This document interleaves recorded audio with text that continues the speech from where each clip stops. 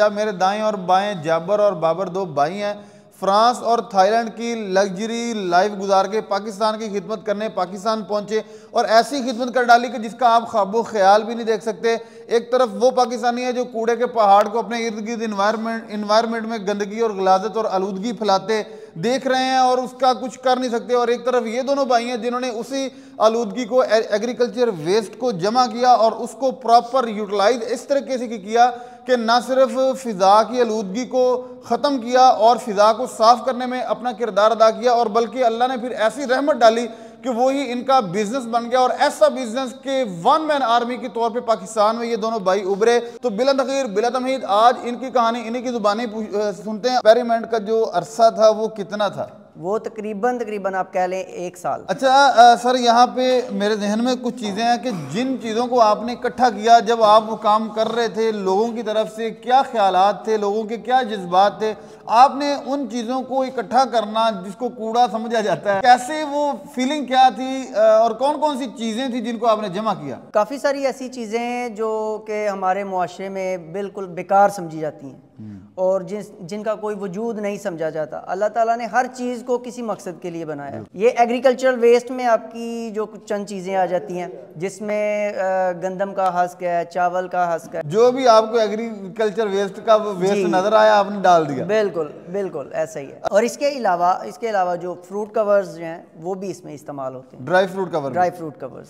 अच्छा वीवर्स, अब इसी सेशन का दूसरा हिस्सा दूसरे भाई जाबर से पूछते हैं कि उन्होंने इसमें क्या कलीदी किरदार अदा किया। तो आपने इतना बड़ा चैलेंज कैसे फेस किया कि पाकिस्तान लेवल पे अपना ब्रांड ना सिर्फ मनवाया बल्कि दूर दराज तक आपके नाम का डंका बज रहा है? और घर के ऊपर ना इसने एक छोटी सी लैब बनाई होती थी, तो ये ऊपर लगा रहता था, ना नीचे आता था। कहता इंशाल्लाह भाई आप टेंशन ना ले, बहुत एक ज़बरदस्त चीज़ जो है ना मैं बना रहा हूँ। फिर थोड़े अरसे के बाद जब इसने मुझे अपनी प्रोडक्ट का मुतारफ़ कराई, प्रैक्टिकली उसे मुझे चेक करवाया, तो बताया कि भाई ये देखे जी मैंने एक चारकोल तैयार किया है और ऐसी चीज़ों से मैंने कोयला तैयार किया है जो कि हमारे पाकिस्तान में ज़ाया कर दी जाती है। ठीक है, एग्रीकल्चरल वेस्ट जो कि हमारे मुल्क में उसकी कोई अहमियत नहीं है, बाकी यूरोप में हम लोग देख। तो फिर ये हमारे लिए एक बहुत बड़ा चैलेंज था। जब मैंने देखा तो मुझे बहुत खुशी हुई कि अब भाई ने तो एक बड़ी ज़बरदस्त प्रोडक्ट माशाल्लाह बना ली और ऐसी चीज़ों से जो हमारे किसी काम की नहीं है।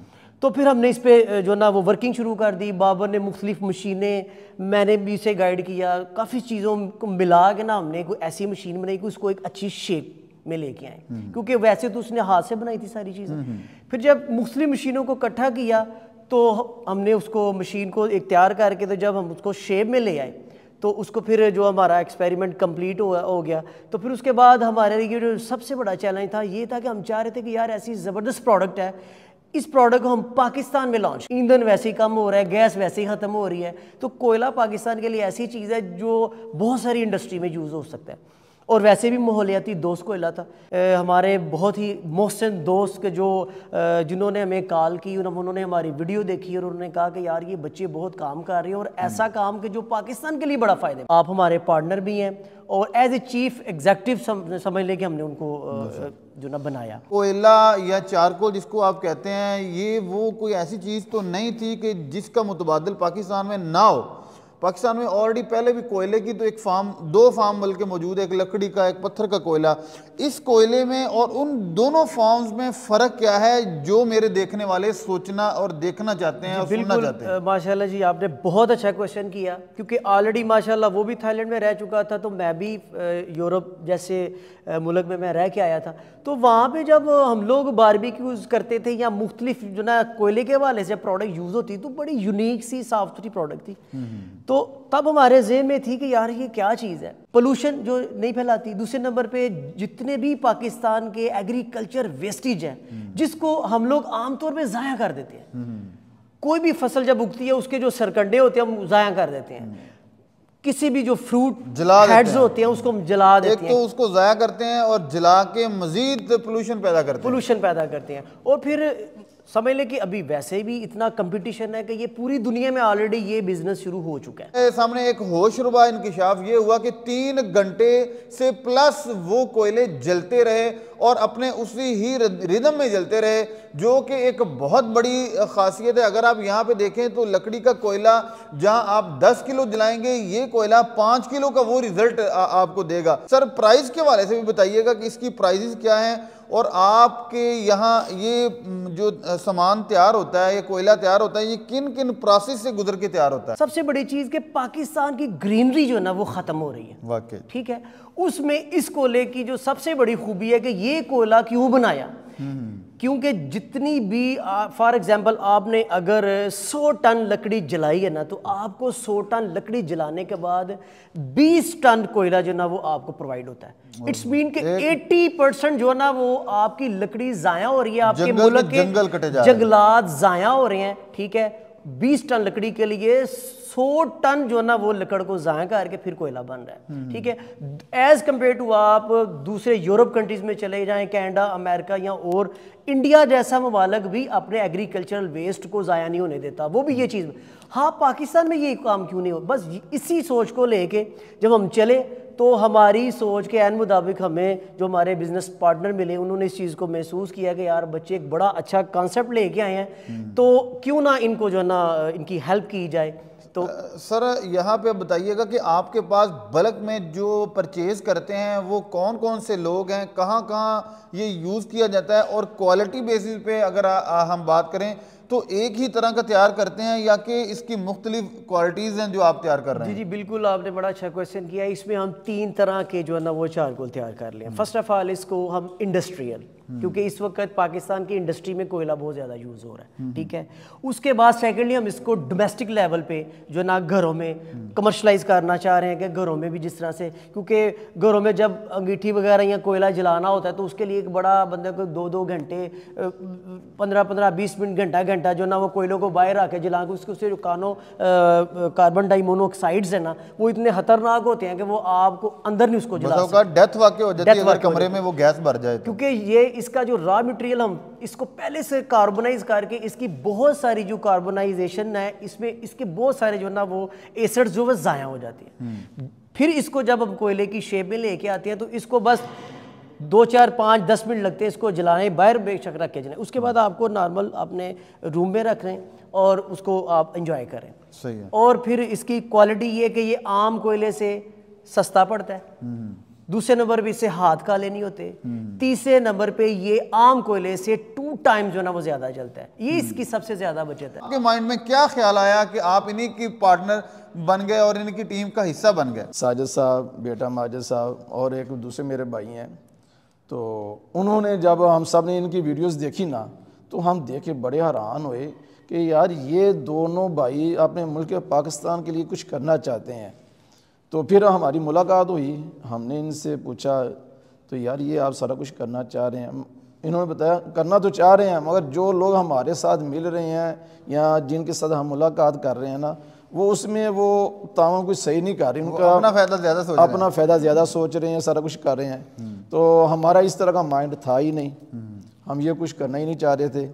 हम ये जो बिज़नेस प्रोग्राम है इनको हमने बताया कि अगर हम आपके साथ जुड़ेंगे ना ये सिर्फ अल्लाह की रज़ा के लिए माशाल्लाह हमारे दीनी मदारस चल रहे हैं, इसमें जो प्रॉफिट होगी वो सारी हम वहाँ पे सर्व करेंगे। तो माशाल्लाह फिर इनके साथ बैठ के हमारी डील हुई कि भाई आप लोगों ने काम करना है, मुझे तो काम आता नहीं है ना मैं कर सकता हूँ, मैं दुआ ही कर सकता हूँ आप लोगों के लिए या मुल्क पाकिस्तान के लिए कि हमारे मुल्क के पाकिस्तान जो है ना उसके में साफ़ सुथरा माहौल बन जाए।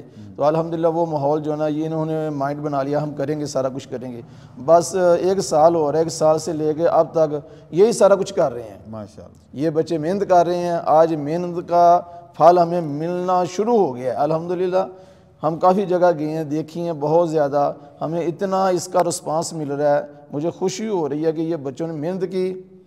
साथ मेरे भाई साजिद साहब और माजिद बेटा जो है माशाल्लाह ये भी लोगों के साथ मिल रहे हैं, लोगों के माइंड देख रहे हैं, ये भी बड़े खुश हो रहे हैं कि हम मुल्क पाकिस्तान के लिए कुछ करना चाह रहे हैं। और दीनी मदारस जो हमारे अक्सर जो है ना वो पूरी वर्ल्ड में बदनाम हो चुके हैं कि ये लोग चंदे मांगते हैं, ये लोग किसी से मांग के मदारस चला रहे हैं। हमारी जमातों पे, हमारे मदारस पे फतवे और बहुत दहशत गर्दी के जो है ना वो एजुकेशन लग रही हैं, बहुत हमें तकलीफ़ हो रही है। सही बात है कि बहुत ज़्यादा तकलीफ़ हमें होती है। फिर हमने ये सोचा कि क्यों ना हम अपने जितने भी दीनी मदारस हैं उनको इस बलबूते पे फाइनेंशियली सपोर्ट करें और फिर उन मदारस में भी थोड़ा थोड़ा कोई ऐसा प्रोग्राम शुरू कराएं कि जो बच्चे वहाँ पढ़ रहे हैं उनको टेक्निकल जो है ना वो चीज़ें सिखाएं, बिजनेस माइंड बने, ताकि वो भी कल को कारोबार करके अपने अपने इलाकों में जहां दीन का काम करें वहां फाइनेंशियली वो खुद भी स्ट्रांग हो। कि ये जो कूड़े के ढेर लगे हुए हैं लाहौर में, सियालकोट में पहाड़ लगे हुए हैं, छोटे होते हैं। हम इंशाल्लाह इसके बाद उन पहाड़ों का भी एक सोच रहे हैं प्रोग्राम जबरदस्त। वो हम एक मशीन बनवा रहे हैं कि वो जो पहाड़ है, वो जो कचरा है जिनसे लोग नफरत कर रहे हैं, धुआं फैल रहा है, लोगों का वहाँ रहना जो है वो मफलूज हो चुका है, हम उसके ऊपर वर्क कर रहे हैं। तो इंशाल्लाह वो नेक्स्ट जो है चीज़ें होंगी वो भी आपके साथ शेयर करेंगे, हम उसके लिए क्या कुछ करना चाह रहे हैं। कौन सा आज हमारी इस्लामाबाद में कुछ जगहों पे मीटिंग हुई तो वहाँ से अच्छा काफ़ी रिस्पांस मिला है। तो मेरा ख्याल में हमें इन फ्यूचर जो है वो इसमें कह लें कि हम इसकी मकदार को पूरा ही नहीं कर सकते जैसा लोगों का माइंड है। अभी अगर किसी को हमने चीज़ रखनी है उसके सामने तो वो उसको जला के हमने दिखाना है, उसका प्रैक्टिकली करके दिखाना है, तो वो इस हद तक सेटिस्फाई हो जाता है। वो कहता है जी आप हमें अभी इसका ऑर्डर दे दें। ज़बरदस्त। तो आप खुद सोचें कि जब हम इसको बना के पूरे पाकिस्तान में, पूरी वर्ल्ड में हम देंगे तो लोग इससे कितना फ़ायदा हासिल कर सकते हैं। अच्छा सर, आप मेरे देखने वालों को बताइएगा कि ये कोयला और चीज़ों से भी बनाया जा सकता था, आपने लोगों का कूड़ा इकट्ठा करने का ख्याल ये कैसे आपके माइंड में आया? सर दरअसल ये बात ऐसे है कि जब बाबर और जाबर भाई का हमारे पास ये आया ना प्लान, वाला साहब से बात हुई तो उन्होंने हमें बताया कि यार ये इस तरह से है, कुछ भाई आए हैं तो उन्होंने ये चीज़ तैयार की है। तो जैसे मेरा शुरू से ये ज़हन था कि मैंने जब आउट ऑफ कंट्री भी रहे हैं तो जब पाकिस्तान में आगे ये हालात देख रहे, कहा यार ये सारी दुनिया साफ़ है, हमारे इधर ऐसा जो हालात वो क्यों है। तो जैसे उन्होंने बताया कि यार ये चीज़ इसी चीज़ को लेके कर रहे हैं कि सफाई भी होगी और लोगों की हेल्प भी होगी। जैसे भाई ने बताया कि हम इस्लामाबाद गए थे, वहाँ पे यकीन माने के जो ईंटों के भट्ठे हैं वो बंद पड़े हैं, लोग बेरोजगार हो रहे हैं। जब उन लोगों के सामने जाकर हमने ये चीज़ रखी ना तो ऐसे कि जैसे कि भूखे को रेगिस्तान में पानी नहीं प्यासे को मिल जाता, ये खुशी थी उन लोगों के चेहरे पे कि यार जिस चीज़ के ऊपर पाबंदी लग रही है कि हम लोग इससे बेरोजगार हो रहे हैं, हुकूमत ने इसके ऊपर जो है एलिगेशन लगा दिया जी आप नहीं कर रहे, ये पोल्यूशन फैल रहा है, ये वो, इस चीज़ से उन लोगों का रोज़गार भी बहाल होगा और जितनी भी गंदगी है उससे भी सफाया हो जाएगा। इससे यकीन माने कि आसपास के जितने इलाके हैं उनमें एक सेहत का जो माहौल है वो बरकरार हो जाएगा, लोग खुशहाल होना शुरू हो जाएंगे। अच्छा बाबर भाई, अब मेरे देखने वालों को बताइएगा, एक तो इसके फ़वाइद मज़ीद अगर आप बता सकें, और दूसरा ये भी बताइएगा कि आपकी इस यूनिट की प्रोडक्शन कितनी है पर डे की, और क्या कितनी ज़्यादा आप बना भी सकते हैं मज़ीद? जी बिल्कुल, हमारे इस यूनिट की प्रोडक्शन जो है इस वक्त 1.5 टन है पर 8 आवर की। तो क्योंकि वैसे तो हमारी ये प्रोडक्शन जितनी है ये हमारी पूरी हो ही नहीं रही, सिर्फ सियालकोट में ही नहीं पूरी हो रही, और हमारे पास माशाल्लाह से पेंडिंग ऑर्डर्स कम से कम 20 दिन तक के पेंडिंग ऑर्डर्स हमारे पास रहते हैं। सबसे पहले तो मैं आपको बताना चाहूँगा कि हम कहाँ पे खड़े हैं और दुनिया कहाँ पे खड़ी है। हम कंपैरिजन छोटा सा मैं करूँगा कि दुनिया इस वक्त जो पहले जंग चल रही थी, ताकत की जंग, वो पहले एटम की थी कि जिसके पास एटम है वो सबसे बड़ी कुव्वत है। लेकिन अब जो जंग चल रही है, अब जंग चल रही है फ्यूल की कि जिसके पास फ्यूल है वो ताकत है।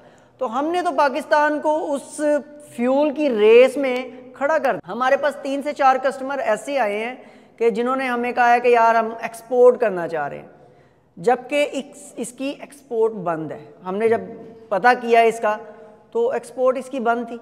बहुत हमने कोशिश की है कि भाई इसकी एक्सपोर्ट क्यों बंद है, तो मुझे ये पता चला कि यार ये फ्यूजनेबल प्रोडक्ट है इसलिए ये बंद है। जबकि पाकिस्तान में फ्यूल आ भी रहा है, पाकिस्तान में वो कोयला भी आ रहा है, पूरी दुनिया से, चाइना में, इंडोनेशिया, फ्रांस और इटली, यूरोप, सब जगह पे ये कोयला एक जगह से दूसरी जगह पे ट्रैवल करता है और हो रहा है, और बहुत बड़ा बिजनेस है ये दुनिया। हमारी हुकूमत से ये अपील है कि इस कोयले को एक्सपोर्ट करने की इजाज़त दी जाए। सही, ज़बरदस्त। सर अब ये बताइएगा कि आपके ऑर्डर इस वक्त पाकिस्तान में कहाँ कहाँ डिलीवर हो रहे हैं, और छोटे से छोटा या बड़े से बड़ा कितना ऑर्डर आप सप्लाई कर सकते हैं या कर रहे हैं? हमारे पास अगर आप ऑर्डर लेने की बात करते हैं तो कंटेनर्स तक के हमारे पास ऑर्डर हैं। इसके अलावा हमारे पास जो प्रोडक्शन है इसकी, उस हिसाब से हमारे पास 1 महीने तक के, 20 दिन से 1 महीने तक के हमारे पास ऑर्डर ऑलरेडी रहते हैं, और इसकी जो डिलीवरी है हम लोग पूरे पाकिस्तान में कर रहे हैं। अच्छा सर, एक तो प्राइस बता दीजिएगा, क्योंकि एक तो घरेलू डोमेस्टिक लेवल पे घर में यूज़ करने वाला बंदा है, एक फैक्ट्री में, तो उन दोनों के लिए रेट्स क्या क्या होंगे, और दूसरा ये बताइएगा कि अगर कोई आपसे कांटेक्ट करके परचेज़ करना चाहे तो उसका क्या तरीकाकार है? जी बिल्कुल, रेट्स के हवाले से मैं आपको बताता चलूँ कि रेट सबसे पहले जब हमने इसको स्टार्ट किया था कमर्शली, तो हमने इसका 50 रुपये से 60 रुपये रेट रखा था।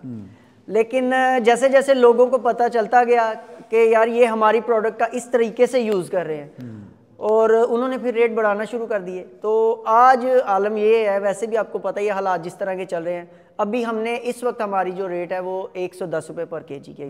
और इसके साथ अपना कांटेक्ट नंबर भी शेयर कर दीजिएगा। कांटेक्ट नंबर मेरा बिल्कुल आप शेयर मैं कर देता हूँ, 0300 6158661, 0300 615 8661। जी भी वजह जाबर बाबर और इनकी टीम थी जिन्होंने पाकिस्तान में एक बहुत बड़ा ट्रेंड और बहुत बड़ा जो गैप था उसको फिल करने की कोशिश की, और इनके साथ कारी समीउल्लाह साहब ने बहुत बड़ा ताउन किया और इनकी टीम ने। आई होप कि आपको हमारी आज की वीडियो पसंद आई होगी। अगर पसंद आई तो लाइक, कमेंट और शेयर ज़रूर कीजिए, और एक अच्छा सा कमेंट आपने ज़रूर करना है। इसके साथ ही अपने मेज़बान हाफिज़ इकराम को दे इजाज़त। नई वीडियो में इंशाल्लाह दोबारा मिलेंगे, तब तक के लिए अल्लाह ने के बाद।